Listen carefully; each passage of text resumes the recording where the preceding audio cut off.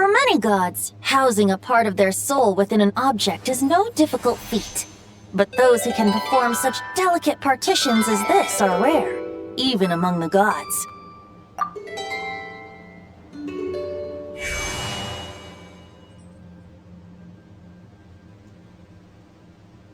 The Wolf King, Andrius, was particularly adept in this art.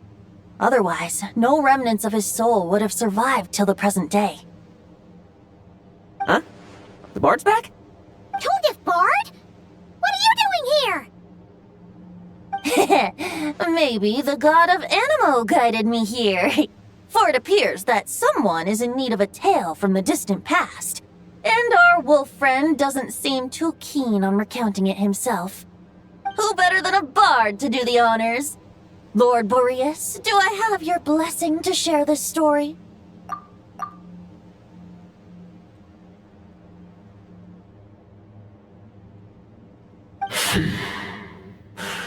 As you wish. Lupus Boreas wandered the frozen tundra and stumbled into the Sealy Hall. Enchanted by their song, tender as the dawn's starlight, and curious about the ways of humankind, the wolf bade farewell to his home and set off for the city to the south.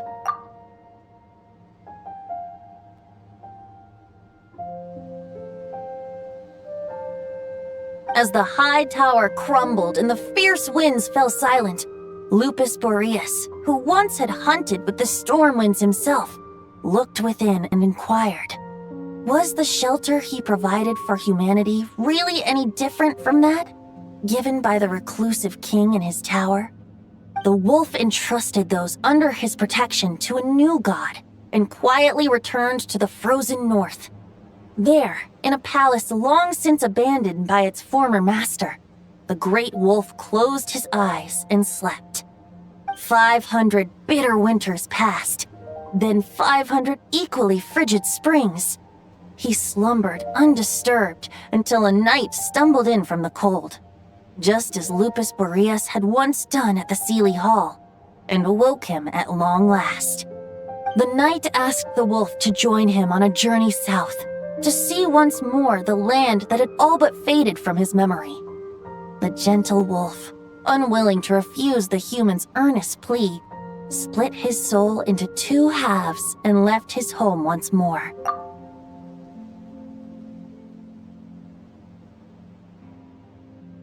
Seeing how the ice and snow had given way to verdant plains, hearing the laughter and song that now filled the once somber city, the aging Lupus Boreas turned to his friend, the god of Animo, and remarked, "So, this is the world the humans dreamed of." Though the night's journey was not yet over, the wolf chose to bid farewell to his companion here. He had written the end to his story. What knowledge he had been gifted flowed into the land. Everything he was, he gave unto the world. Well, that's how a bard would tell the tale. Lord Boreas, is there anything you'd like to add? There is no need for you to ask that question. So that's what happened. You returned to Mondstadt with that knight 1,000 years ago, and then, for the sake of the new Mondstadt, you... You need not feel remorse on my account. That was my answer, my decision.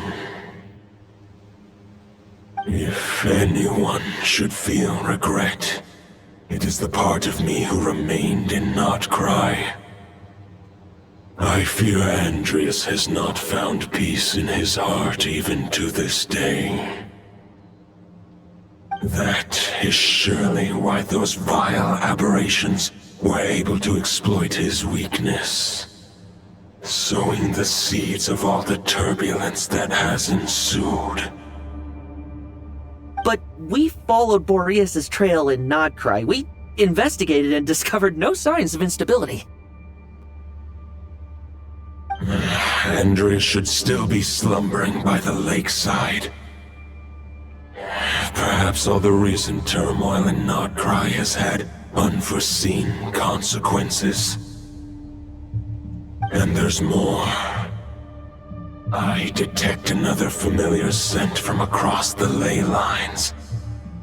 A scent that reeks of blood.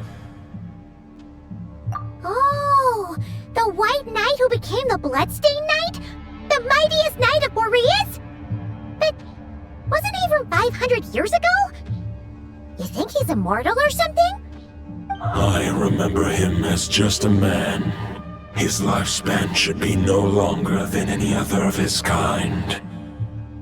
But before he severed his connection to Boreas, his final destination,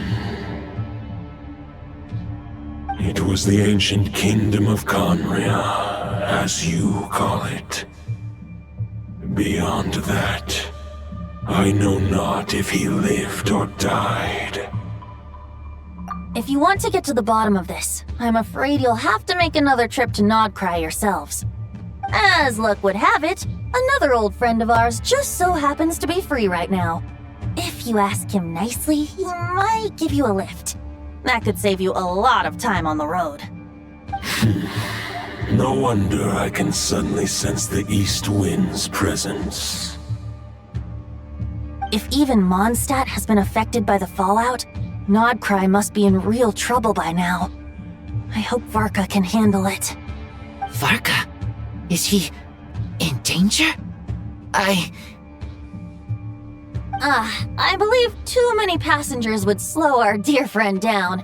I fear he only has room to carry one person, along with perhaps a diminutive companion. Alright, wish it could be me, but I accept that we should send our strongest warrior to fight Nodcry's battles. I'll stay here and deal with any wild hunt that try harassing Mondstadt. It'll be a good chance to try out some new moves. I stay in Mondstadt too. With Traveler's help, Varka will be safe. Razor, give me your iron claw.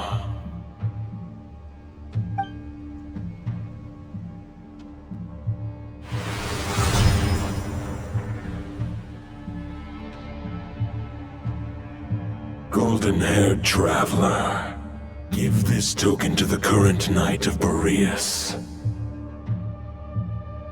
It is a wolf spirit. It contains my power and thoughts. Though I have given him a piece before, this should bring him new strength.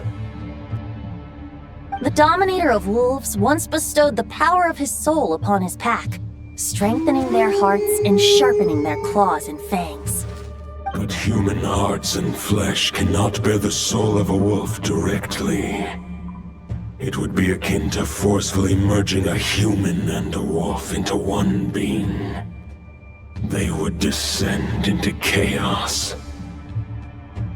To prevent the entanglement of souls, the most I can do is temporarily house my power and thoughts within claws and fangs wrought of steel. Although, truth be told, that knight does not lack for power. What he needs more is the thoughts within. But I shall leave this for him to explain. The Great Wolf King of the North remains strong for now.